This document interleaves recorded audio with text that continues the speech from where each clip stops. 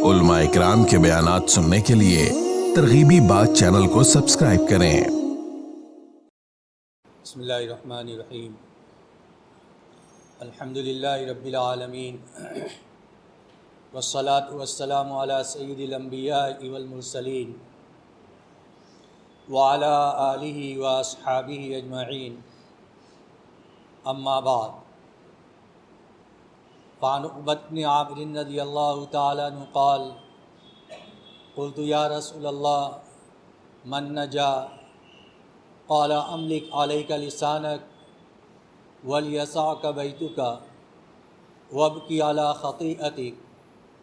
औ कमा क़ाल रसूलुल्लाह सल्लल्लाहु अलैहि वसल्लम। मोहतरम बुज़ुर्गों और अज़ीज़ साथियों, हदीस की किताबों के अंदर ऐसी अहादीस भी मिलती हैं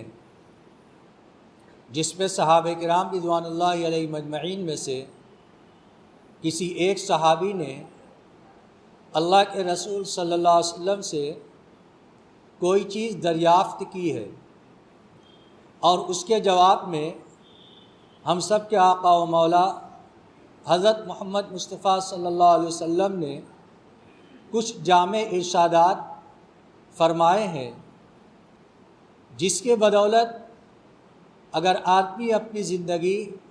गुजार ले तो इंसान इस दुनिया के अंदर भी कामयाब हो सकता है और आखिरत की ज़िंदगी के अंदर भी कामयाब हो सकता है। अल्लाह के नबी सल्लल्लाहु अलैहि वसल्लम की वो नसीहत या वो इरशाद सिर्फ़ उन साहब के लिए नहीं थे जिन्होंने आपसे सवाल किया था, बल्कि उनके तवस्सुस से ये नसीहत और ये इरशाद तमाम इंसानों के लिए है और क़यामत तक आने वाले तमाम ईमान वालों के लिए है, जिस पर अमल पैरा होकर ईमान वाला दुनिया और आखिरत के अंदर सुरखरुई हासिल कर सकता है। उसी कबील की ये एक रवायत है जिसके अंदर बुनियादी और अहम तरीन चीज़ों को अल्लाह के नबी सल्लल्लाहु अलैहि वसल्लम ने इरशाद फरमाया है। अगर हम इन बातों पर अमल करें और ये ठान लें कि हमें तो इन बातों पर अमल करना ही है, तो इसकी बुनियाद पर हमारी ज़िंदगी के अंदर भी नुमाया तब्दीली पैदा होगी और मुआशरे के अंदर भी अमन, चैन और सुकून रूनुमा होगा। मुआशरा फ़र्द के मजमूए का नाम होता है। मुआशरा कोई अलग सी चीज़ नहीं है। अफराद के मजमूए का नाम मुआशरा होता है। अगर फ़र्द की इस्लाह हो गई तो मुआशरे की इस्लाह हो गई। अगर हर आदमी ये देखे कि ये नसीहत फ़लाँ के लिए है, ये नसीहत उसके लिए है, हर आदमी दूसरे की जानिब उंगली उठाकर देखेगा, तो फिर उसके बाद मुआशरे के अंदर इस्लाह नहीं होगी और वो मुआशरा सिर्फ़ बात की हद तक महदूद रह जाएगा और अमल उसके अंदर नदारद होगा। जब इंसान किसी की जानिब उंगली उठाता है और उसकी जानिब इशारा करता है, तो उस वक्त इंसान को ये इस्तेज़ार रखना चाहिए कि एक उंगली से तो उसकी जानिब इशारा कर रहा है, लेकिन बाकी उंगलियां खुद उसकी अपनी ज़ात की तरफ मुड़ी हुई हैं, जो खुद इस बात की जानिब इशारा कर रही हैं कि पहले अपनी ज़ात को देखो, अपने आप को देखो, अपने अंदर देखो कि कितनी ख़राबियाँ हैं, कितनी कमियाँ हैं, कितनी कोताहियाँ हैं जिनको दूर करने की ज़रूरत है। एक आदमी अगर अपने आप को बीमार समझेगा तब वो उस बीमारी का इलाज कराएगा। अगर आदमी अपने आप को सही और तंदुरुस्त समझ जाए और उसके जिस्म के अंदर कोई ख़तरनाक बीमारी पनप रही है, सामने वाला उससे कह रहा है कि इसका इलाज करा लो वरना ये ख़तरनाक मुहलिक बीमारी बन जाएगी, वो कहता है कि मुझे किसी तरह की कोई बीमारी नहीं, हालांकि उसके जिस्म के अंदर बीमारी पनप रही है। माहिरीन भी ये बतला रहे हैं कि इस शख्स के जिस्म के अंदर बीमारी पनप रही है, लेकिन बीमार शख्स अपने आप को बीमार मानने के लिए तैयार नहीं है, तो किसी सूरत के अंदर अपना इलाज नहीं कराएगा। और जब अपना इलाज नहीं कराएगा तो एक दिन ऐसा आएगा कि वो बीमारी मुहलिक बीमारी बन जाएगी, پھر وہ لا علاج بیماری بن جائے گی، اس وقت وہ افسوس کرے گا، پچھتائے گا، کاش کہ میں وقت رہتے اس بیماری کا علاج کرا لیتا تو آج میں صحت مند ہوتا، تندرست ہوتا، لیکن وہ وقت ہاتھ سے چلا گیا ہوگا، پھر اس کو پچھتانے سے، افسوس کرنے سے کوئی فائدہ نہیں ہوگا۔ ایسے ہی اگر ہم اپنے آپ کو بیمار تصور کریں گے، یہ جانیں گے کہ ہمارے اندر کمیاں ہیں، کوتاہیاں ہیں، برائیاں ہیں جن کو دور کرنے کی ضرورت ہے، اگر ہم اس کا احساس کریں گے تب اس بیماری کا علاج کرائیں گے، اس کے بارے میں سوچیں گے، غور کریں گے۔ لیکن اگر ہم یہ سوچیں گے کہ ہمارا معاملہ بہت اچھا ہے، ہم ٹھیک ٹھاک چل رہے ہیں، ہمارے اندر کسی طرح کی کوئی بیماری نہیں، بلکہ فلاں کے اندر تو اس سے زیادہ برائیاں ہیں، فلاں ایسا ہے، فلاں ایسا ہے، فلاں ایسا ہے، تو اس کی وجہ سے ہماری اپنی بیماریاں اپنے اندر بڑھتی چلی جائیں گی، اور اس کی بنیاد پر یہ بیماری ہماری مہلک بیماری بن جائے گی، حتیٰ کہ وہ وقت آ جائے گا کہ جب ہم اس دنیا سے جانے کے قریب ہو جائیں گے، موت کے حالات ہمارے سامنے آ جائیں گے، اس وقت ہم اپنی بیماری کا علاج کرانا چاہیں گے تو ہمارے لیے موقع نکل گیا ہوگا۔ اس وقت حسرت اور افسوس کے علاوہ اور کچھ ہاتھ نہیں لگے گا۔ اس وقت انسان تمنا کرے گا کاش کہ میں دوبارہ صحیح سالم ہو جاؤں، لیکن اس وقت صرف یہ اس کی ایک بات ہوگی جو کہہ جا رہا ہوگا، ایک وقت آئے گا کہ وہ اس دنیا سے چلا جائے گا، پھر مرنے کے بعد حسرت اور افسوس کرے گا، اور وہاں پر یہ فریاد لگائے گا کہ اے میرے پروردگار، ربنا ابصرنا وسمعنا فرجعنا نعمل صالحا انا موقنون، اے پروردگار ہم نے دیکھ لیا، ہم نے جس چیز کو دنیا کے اندر ہم سے کہا جاتا تھا، جو سنتے تھے، آج میں نے اپنی آنکھوں سے اس کا مشاہدہ کر لیا، آپ ہمیں دنیا کے اندر ایک اور موقع دے دیجئے، ہم تو اب نیک اعمال کر کے آئیں گے، اب ہمیں بالکل یقین ہو گیا۔ لیکن جب آدمی دنیا سے آخرت پہ چلا جاتا ہے، کلا انہا کلمۃ ہوا قائل ہوا، یہ تو ایک بات ہے جو کہنے والا کہہ رہا ہے، اب وہاں سے واپسی کی کوئی گنجائش نہیں ہوگی۔ وہ وقت ہر ایک پر آنے والا ہے، اس کے آنے سے پہلے ہمیں اپنے بارے میں غور کرنا ہوگا، اپنی ذات کے بارے میں سوچنا ہوگا کہ کیا ہمارا سب کچھ ٹھیک چل رہا ہے یا ہمارے اندر بھی کچھ کمیاں ہیں، کچھ کوتاہیاں ہیں۔ اگر وہ کمی اور کوتاہیاں ہیں، اور یقیناً ہر ایک کے اندر ہے، یہ نہ سوچے کہ کہنے والا اس سے مستغنی ہے، صرف سننے والے کو ضرورت ہے۔ کہنے والا، سننے والا، اس معاشرے کے اندر رہنے والا ہر ایک ایسا ہے جیسے ایک کشتی کے اوپر سوار ہے۔ ایک کشتی چل رہی ہے، اس کے اندر سب سوار ہیں، سب کی حیثیت برابر کی ہے۔ ایسے ہی جو کہہ رہا ہے، جو سن رہا ہے، سارے کے سارے بیماریوں کے اندر مبتلا ہیں۔ یہ کہنا اور سننا اس لیے ہوتا ہے کہ اللہ رب العزت اس کہنے اور سننے کی برکت سے عمل کی توفیق عطا فرمائے، کہنے والے کو بھی اور سننے والے کو بھی، تاکہ ہماری آخرت کی منزل کے اندر ہمیں کامیابی مل سکے۔ اسی کے پیش نظر اللہ کے نبی صلی اللہ علیہ وسلم کی مختلف احادیث، جس کے اندر اللہ کے نبی صلی اللہ علیہ وسلم نے کسی خاص صحابی کو نصیحت فرمائی، تو وہ نصیحت ان خاص صحابی کے لیے نہیں ہے، بلکہ ان کے واسطے سے تمام امت کے ایک ایک فرد کو ہے، خاص طور سے ایمان والے کے لیے، کہ ایمان والا اس نصیحت کے اوپر اگر عمل کرے گا تو اس کے ذریعے سے اس کی زندگی سدھرے گی، اور اس کی آخرت کی زندگی بھی سدھرے گی، اور جس معاشرے کے اندر رہ رہا ہے وہ معاشرہ بھی امن والا معاشرہ بنے گا، چین اور سکون والا معاشرہ بنے گا۔ جس گھر کے اندر رہ رہا ہے وہ گھر چین اور سکون والا گھرانہ بنے گا، لیکن شرط یہ ہے کہ ان تعلیمات پر ہم عمل پیرا ہوں۔ اسی کے پیش نظر حضرت عقبہ ابن عامر رضی اللہ تعالیٰ عنہ کی یہ روایت ہے، بہت مشہور روایت ہے، ہم لوگوں نے بار بار اس کو سنا ہوگا، لیکن کبھی اس عزم اور اس فیصلے کے ساتھ بھی سنیں کہ جو بات اللہ کے نبی صلی اللہ علیہ وسلم نے حضرت عقبہ ابن عامر رضی اللہ تعالیٰ عنہ سے ارشاد فرمائی ہے، وہ بات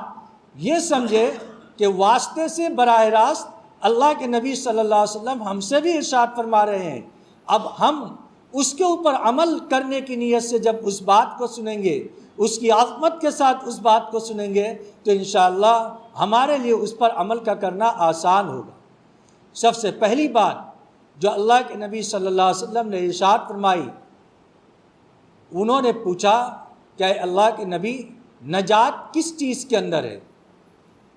ظاہر سی بات ہے کہ ہر آدمی دنیا کے اندر نجات چاہتا ہے کہ اس کو نجات دنیا کے اندر بھی ملے، آخرت کے اندر بھی ملے، کسی طرح کی پریشانی کے اندر مبتلا نہ ہو۔ تو نجات کس چیز کے اندر ہے؟ اللہ کے نبی صلی اللہ علیہ وسلم نے ان کو 3 اہم نصیحت ارشاد فرمائی۔ سب سے اہم ارشاد، سب سے پہلی نصیحت یہ ارشاد فرمائی، املک علیک لسانک، تم اپنی زبان کو اپنے کنٹرول میں رکھو، اپنی زبان پر قابو رکھو، یہ نجات کا بہترین طریقہ ہے۔ چنانچہ دنیاوی نجات کے لیے بھی اگر آدمی غور کرے گا، دیکھے گا، تو وہ آدمی جو اپنی زبان کے اوپر کنٹرول رکھتا ہے، بلا وجہ ہر ایک سے بک بک نہیں کرتا اور ہر بات کے اندر نہیں پڑ جاتا، بلکہ خاموشی اختیار کرتا ہے، تو بہت سے لڑائی جھگڑوں کی جگہ پر آدمی امن کے اندر رہتا ہے، برائی سے محفوظ رہتا ہے، اور بہت سے فتنوں سے بھی وہ شخص محفوظ رہتا ہے۔ ہر آدمی کا یہ مشاہدہ ہے کہ اگر آدمی خاموش رہتا ہے اور اپنی زبان کے اوپر کنٹرول رکھتا ہے، 2 آدمی میں ٹکراؤ ہو گیا، سامنے والا اشتعال دلا رہا ہے، اب یہ آدمی چاہے تو اس کو ترکی بترکی جواب دے سکتا ہے، اس کے اندر بھی طاقت ہے، ہمت ہے، قوت ہے، لیکن اس وقت وہ یہ سوچتا ہے کہ اللہ کے نبی صلی اللہ علیہ وسلم نے یہ ارشاد فرمایا ہے، اپنی زبان پر کنٹرول رکھو، اپنی زبان پر قابو رکھو، تو یہ تمہارے لیے اس وقت نجات کا ذریعہ ہے۔ چنانچہ ایک آدمی جھگڑے پر اتر آیا اور یہ چپ چاپ ہے، خاموش ہے، اس کی بات سن رہا ہے، ترکی بترکی اس کو جواب نہیں دے رہا ہے، تو یہ چیز اس کے لیے بڑی اہمیت اور بڑی فضیلت کی چیز ہے۔ بظاہر یہ شخص اس کا جواب نہ دے کر گویا کہ وہ خفت محسوس کر رہا ہے، لیکن معاشرے کے اندر، لوگوں کی نگاہ کے اندر بھی جو جواب نہیں دے گا اس کی اہمیت بڑھے گی،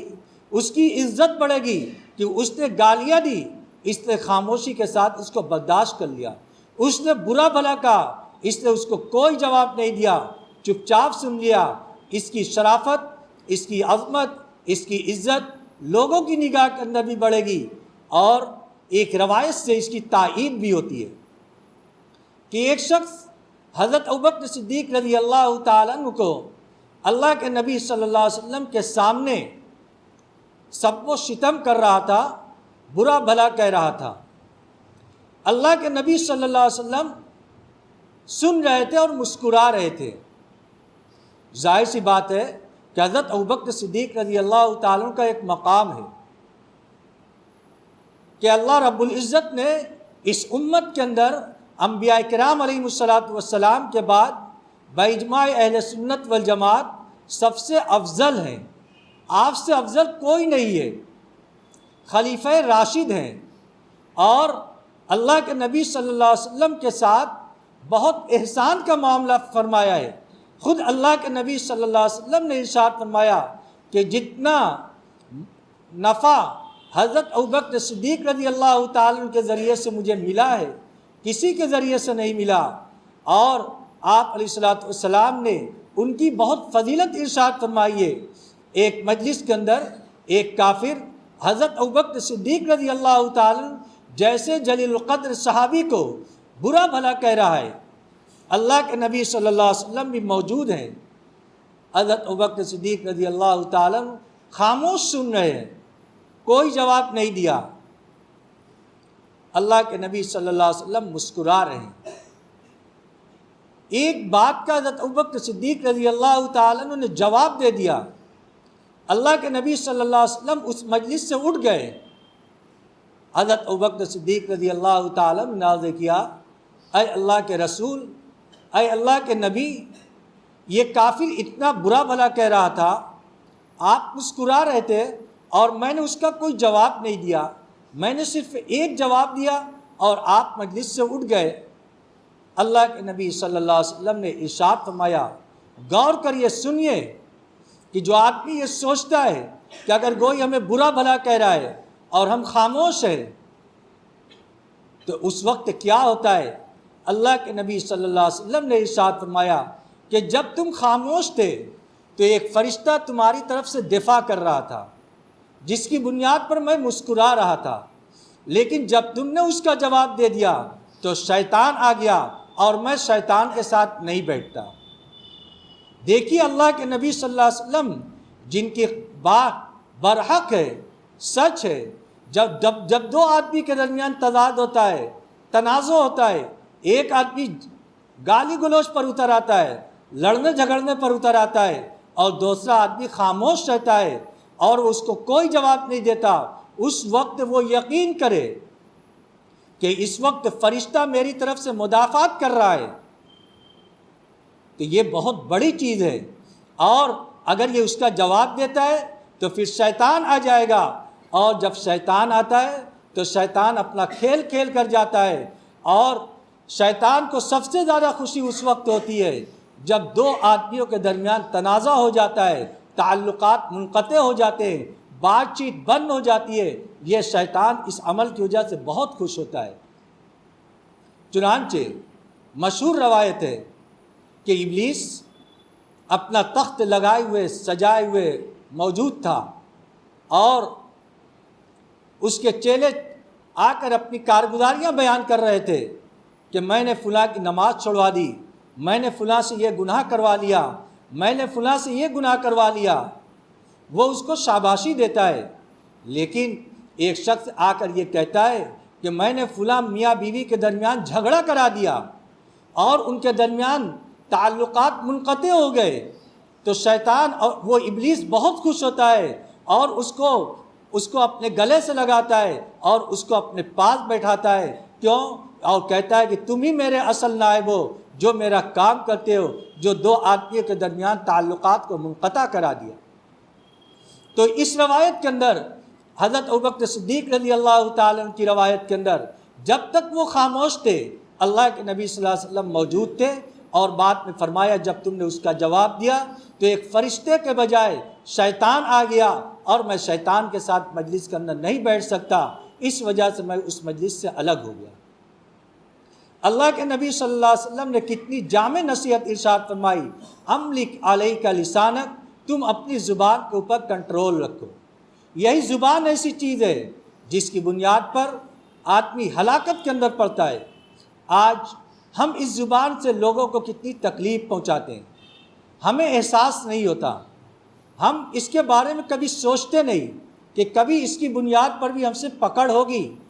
اللہ کی یہاں گرفت ہوگی۔ حدیث کے اندر آتا ہے کہ ایک آدمی